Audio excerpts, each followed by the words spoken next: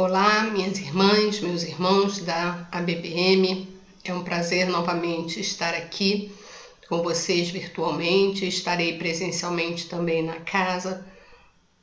E minha incumbência de hoje é falar sobre uma personalidade muito querida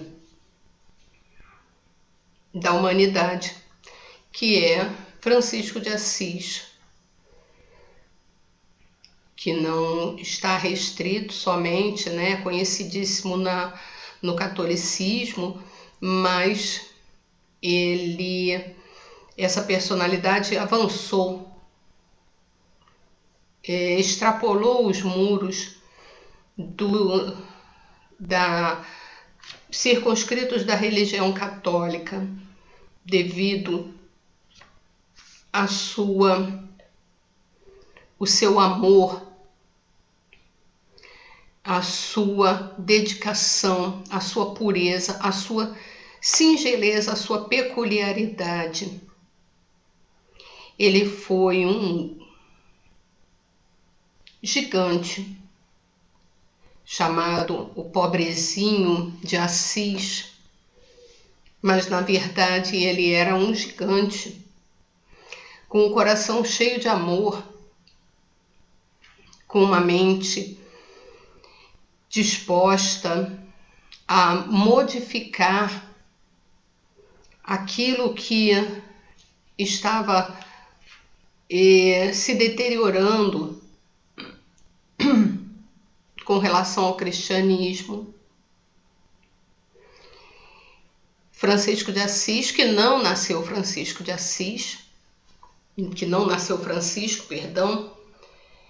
nasceu e foi registrado com o nome de Giovanni, em princípio, mas passa a ser chamado de Francisco, e os historiadores não chegam de verdade a um acordo sobre o motivo pelo qual ele passa a ser chamado de Francisco.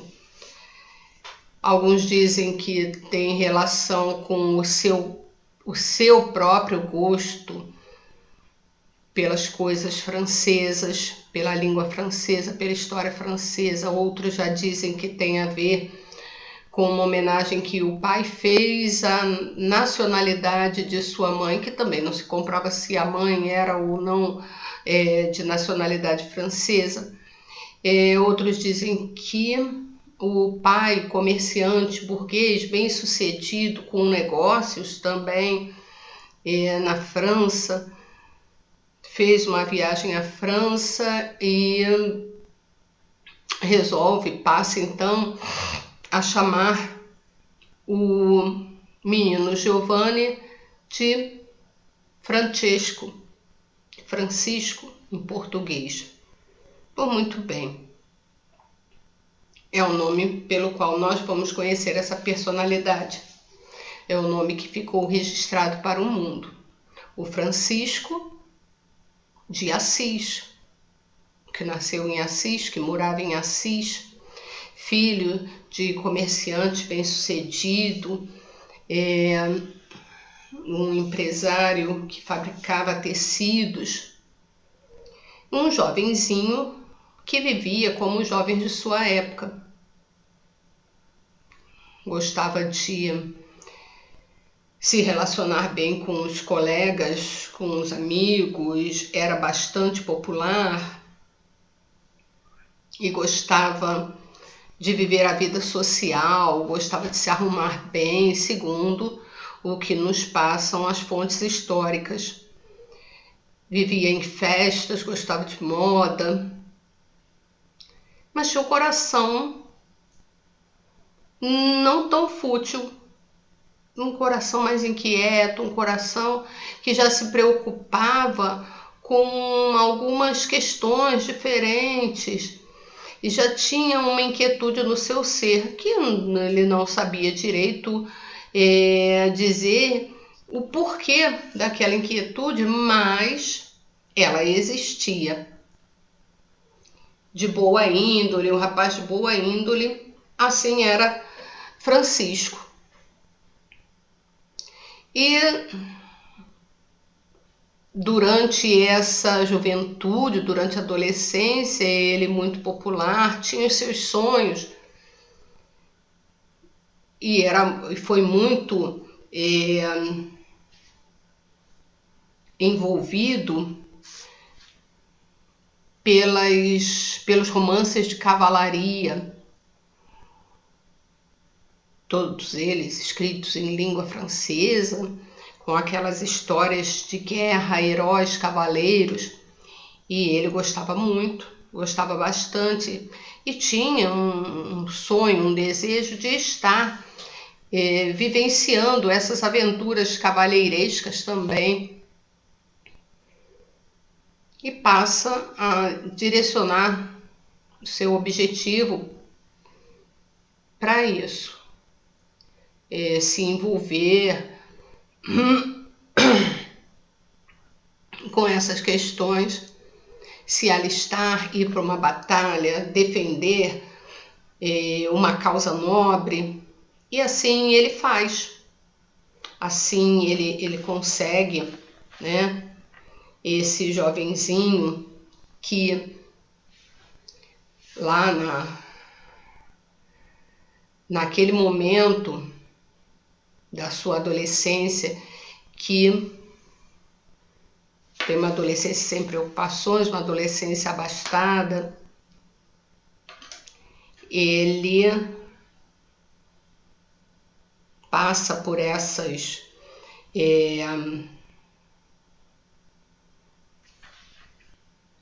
decisões, né? Ele se projeta para ser um soldado, ser um guerreiro, um cavaleiro. E aí ele se alista em 1202. Ele já está um jovenzinho, ele nasceu por volta de 1181, 1182, esse é o ano, esse final, né, entre o meio de 1181 e o início de 1182, por aí, esse ano que retratam os historiadores, né, de que nos falam os historiadores. E aí, em 1202, ele se alista como um soldado na guerra que a cidade de Assis estava promovendo contra Perúgia. Só que nessa guerra ele é capturado e fica preso durante um ano. E nesse período ele espera um resgate vir. E quando ele é resgatado, depois que ele é resgatado, retorna, né, à sua cidade, ele já está começando já adoeceu, e ele é libertado, e ele começa, durante esse processo em que ele começa a ter, ele ficou adoentado, começa com problemas de visão, começa com problemas intestinais, gastrointestinais, nessa região. E aí durante esse período, ele começa a ter uma conversão, entrar num processo de conversão espiritual.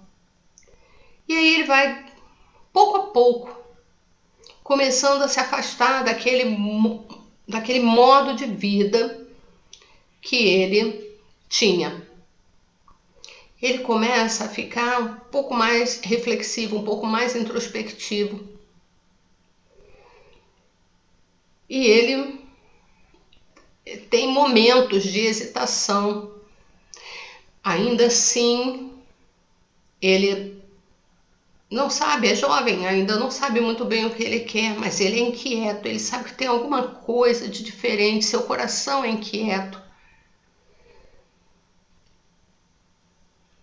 E os amigos, né, notam essa diferença nele, as pessoas notam essa diferença, porque ele era muito popular, muito alegre, um jovem muito alegre, estava sempre nas festas.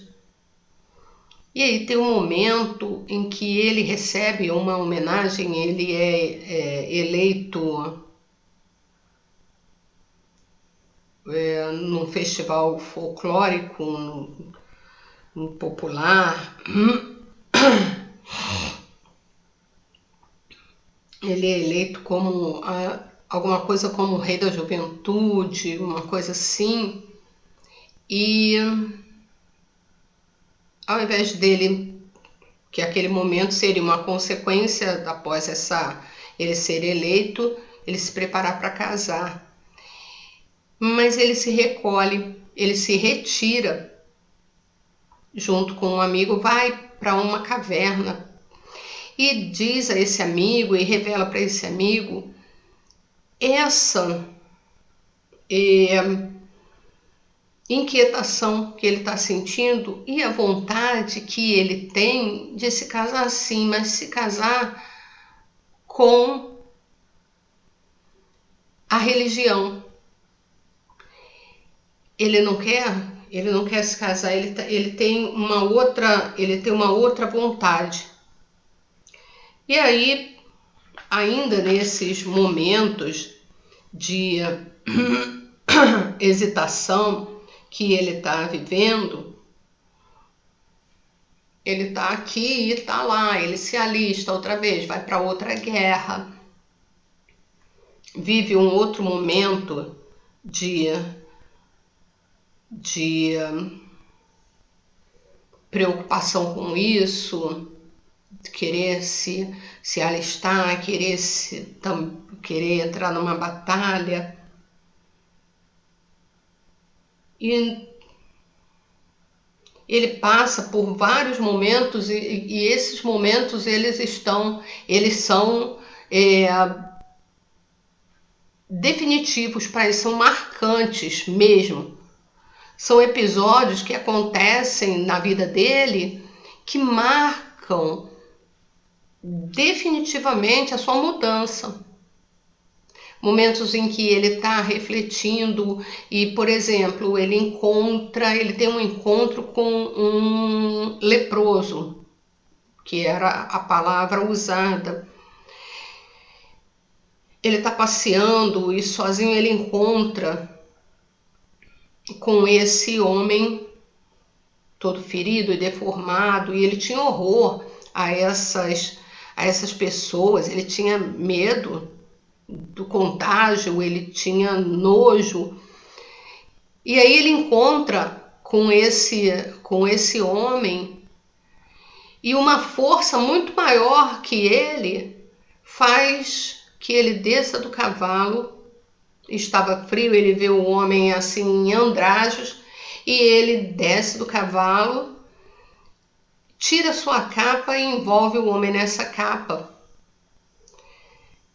E não bastasse isso, ele ainda beija o homem e se sente feliz com aquilo. Ele não consegue entender como ele consegue tomar essa iniciativa. Como é que ele consegue fazer isso? Como é que acontece isso se ele tinha horror a esse tipo de condição em que a pessoa estava, esse estado que a pessoa estava, ele tinha medo, ele tinha horror. Então, como é que ele consegue fazer isso? Então, esse é um acontecimento, esse é um fato que modifica a vida de Francisco. Francisco também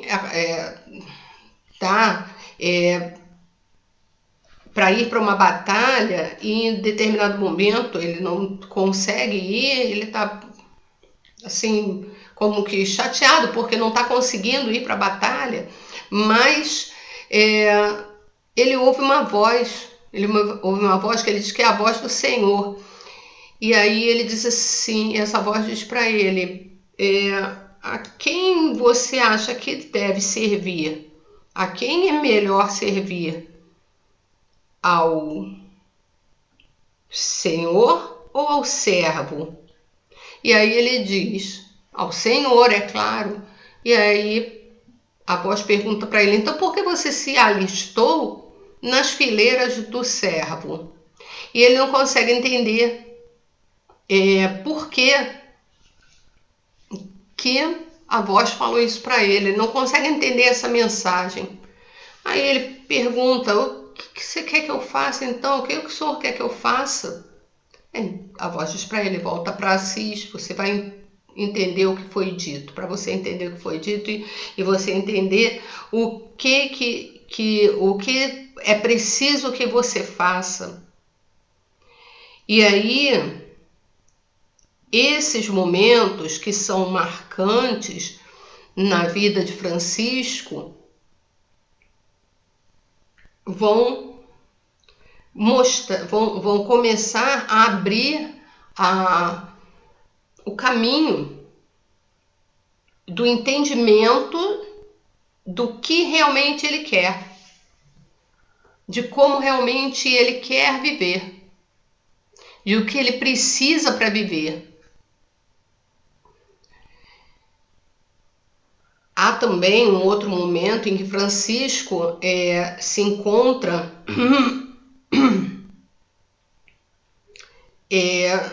na igreja de São Damião. E aí ele diz que fala com Cristo, que diz para ele, vai Francisco e repara a minha igreja em ruínas. E aí ele entende que a igreja realmente está caindo aos pedaços, a igreja precisa de reparos. O que ele faz? Ele vai até a fábrica do pai, pega vários tecidos caros e vende a um preço muito barato. Vende todos aqueles tecidos, ele consegue fazer uma venda, né, grande daquilo tudo que ele se propôs a fazer, vende, pega o dinheiro todo e dá pro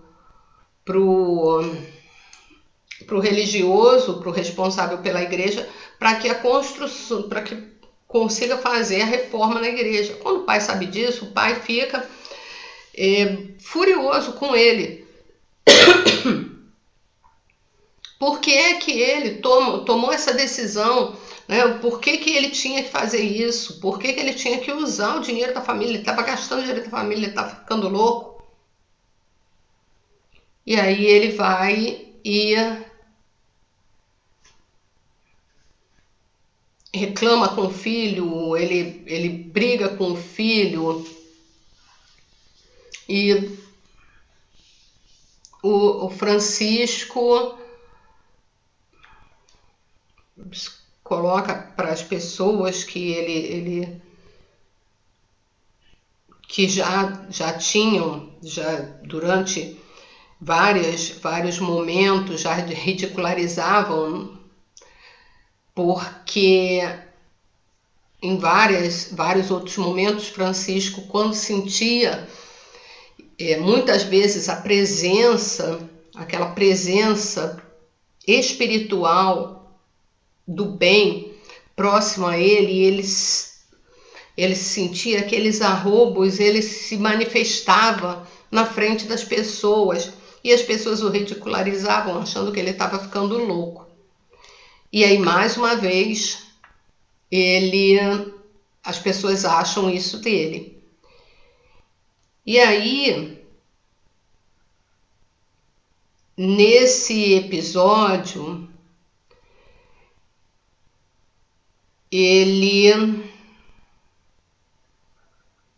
o pai, ele acaba rompendo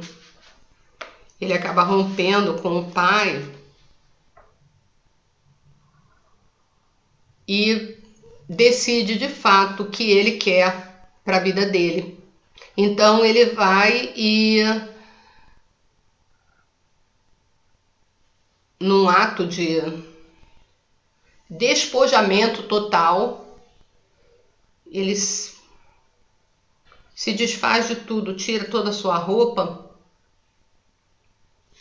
deposita aos pés do pai dele e diz: já que isso tudo é teu, isso fica contigo, e a partir de hoje eu fico sem nada.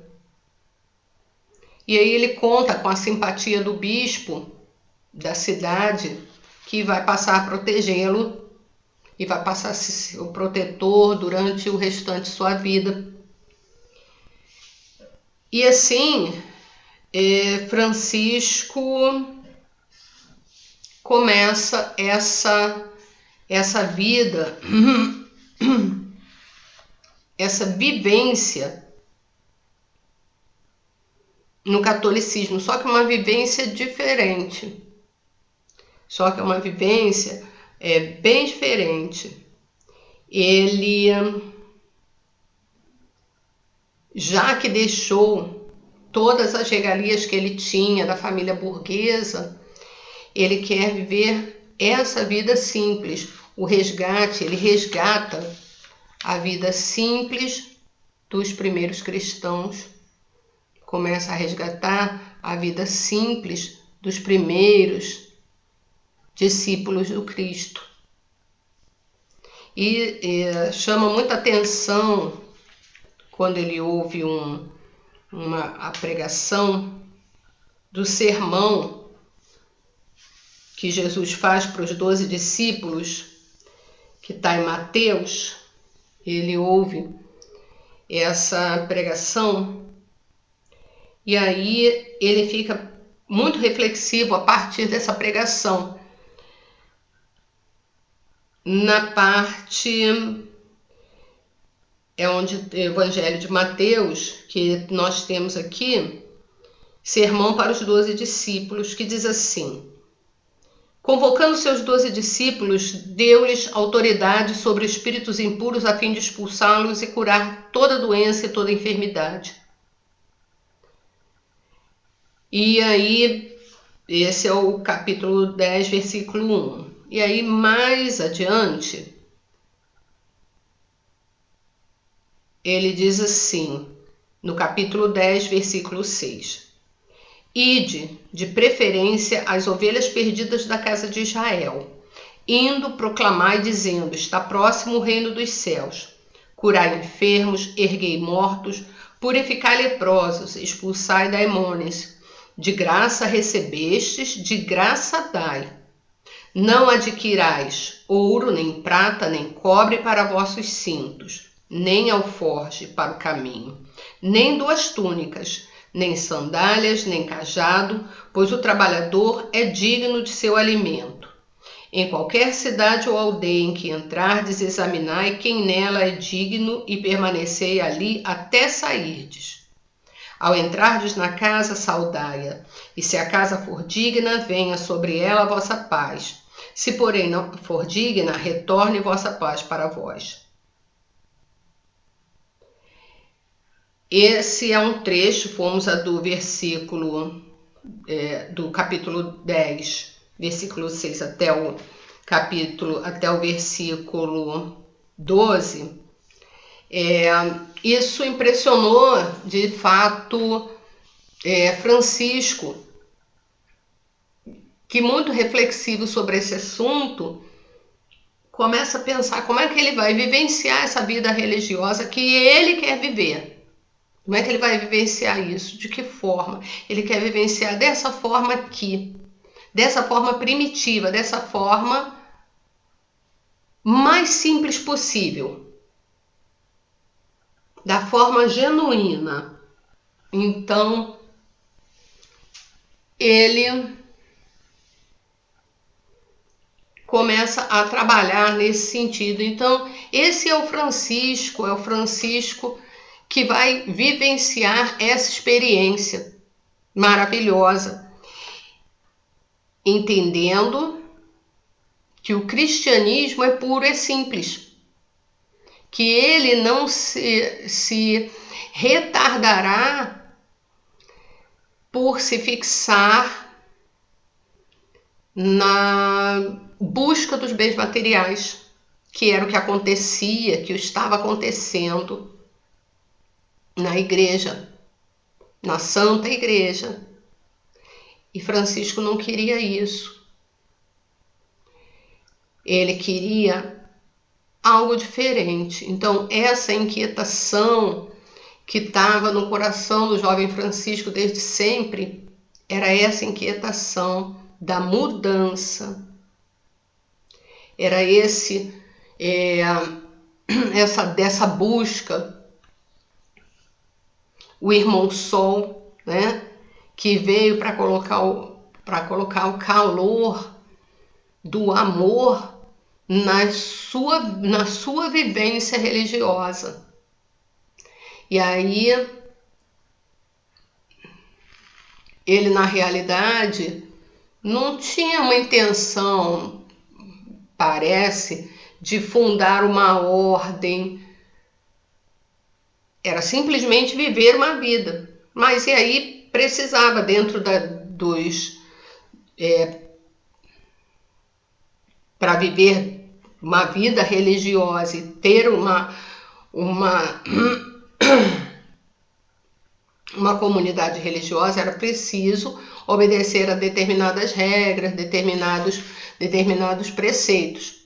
Então, ele tinha que fazer essa ordem, ter uma ordem, ter uma ideia, essa ordem, ter uma identidade, ter uma filiação com a Igreja Católica, com Roma,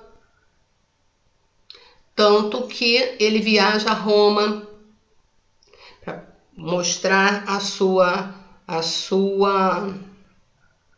ordem. Ele viaja com os seus pobrezinhos, ele é ridicularizado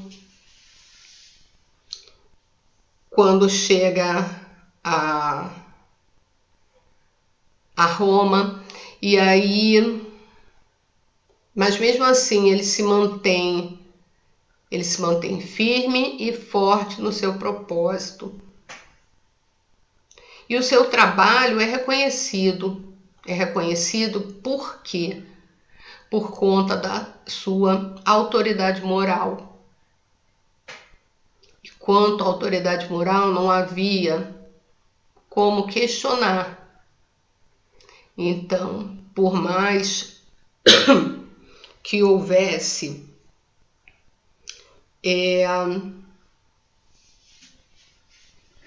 alguma contrariedade, que a corte do Papa Inocêncio III, quando viu os pobrezinhos franciscanos juntos, por mais que se contrariasse ao ver aquelas criaturas andando tão simplesmente e em tão desacordo com os padrões da igreja, que eram altíssimos, com o ouro e a púrpura, que estavam em evidência, essa corte e o Papa não puderam deixar de reconhecer a autoridade moral de Francisco. Então, tanto que até o Papa Inocêncio, ele tem um sonho, quando da visita de Francisco, ele sonha que a Basílica de São João de Latrão, a igreja mãe de todas as igrejas, está a desabar. E um religioso pequeno e insignificante ampara com os seus ombros a igreja para que ela não caia. E aí, o Papa, ele reconhece em Francisco esse religioso. E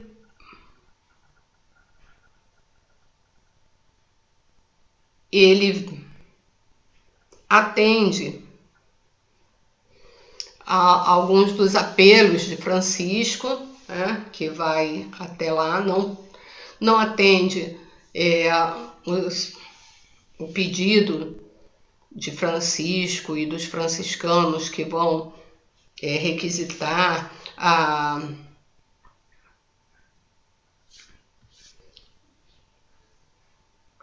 o reconhecimento da sua ordem, né? Ele dá alguns benefícios, mas reconhece sim que ali estava um espírito de alta moralidade e um espírito que tinha ligação com o divino e que, muito diferentemente de vários sacerdotes daquela época, não estava preocupado nem um pouco com o ouro e os bens materiais adquiridos pelo poder da igreja.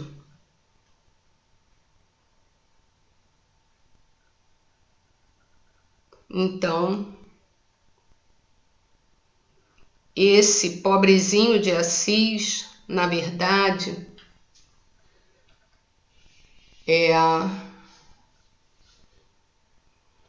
foi o grande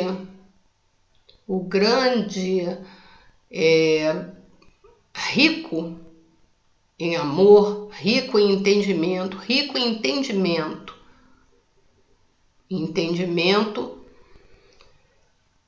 dos ensinamentos de Deus, rico no entendimento dos ensinamentos do Cristo, um verdadeiro discípulo do Cristo. E veio à Terra com o objetivo de mostrar que o bem não precisa, para ser feito, ele não precisa de nenhuma outra, nenhuma condição, na verdade, ele simplesmente pode ser feito, basta que nós queiramos. E aí, muitos amigos ele conseguiu e que se encantaram com esse modo de viver e que conseguiram se manter na ordem dessa forma mais simples. Francisco de Assis, ele vive realmente como um discípulo, ele como um apóstolo, na verdade, de Jesus. Ele faz o que foi delegado aos apóstolos fazerem. Ele cura, ele prega, ele acolhe, ele congrega,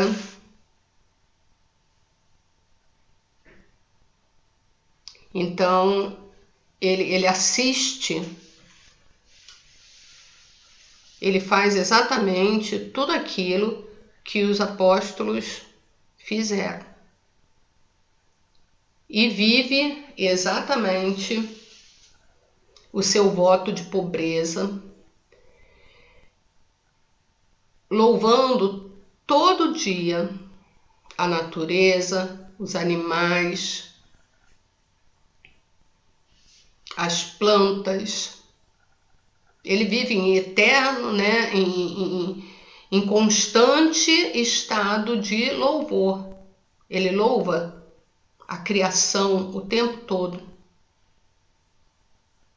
O tempo todo ele está louvando a criação, sabendo que tudo que está na terra faz parte de um planejamento que beneficia todos aqueles que aqui vivem.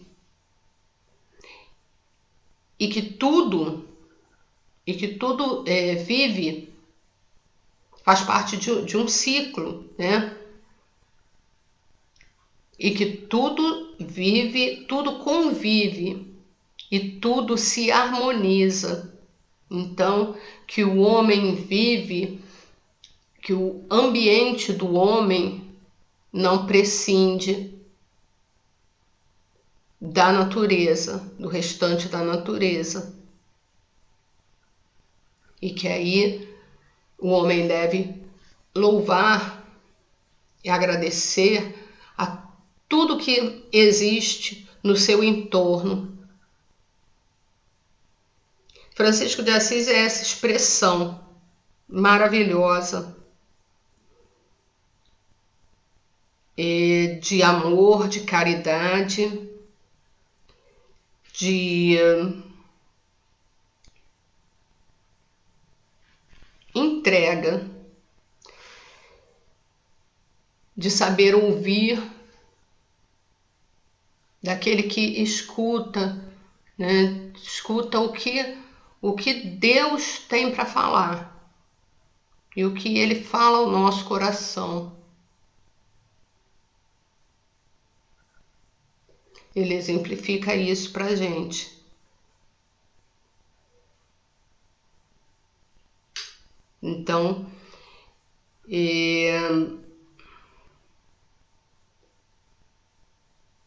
o ideal dele era ser realmente como Jesus. Amar Jesus, contemplar o Cristo, né? E amar e vivenciar o Cristo, vivenciar tudo aquilo que foi ensinado por Jesus.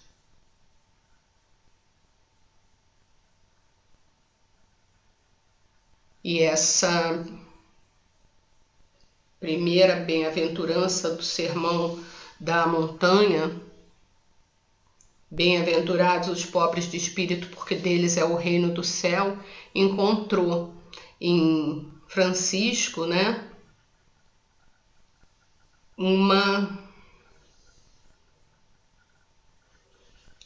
a plena realização. Ele realizou essa bem-aventurança em toda a sua vida. Então, que nós possamos pensar em Francisco de Assis como esse apóstolo do Cristo, genuíno, fiel, amoroso, e que veio para nos mostrar que a simplicidade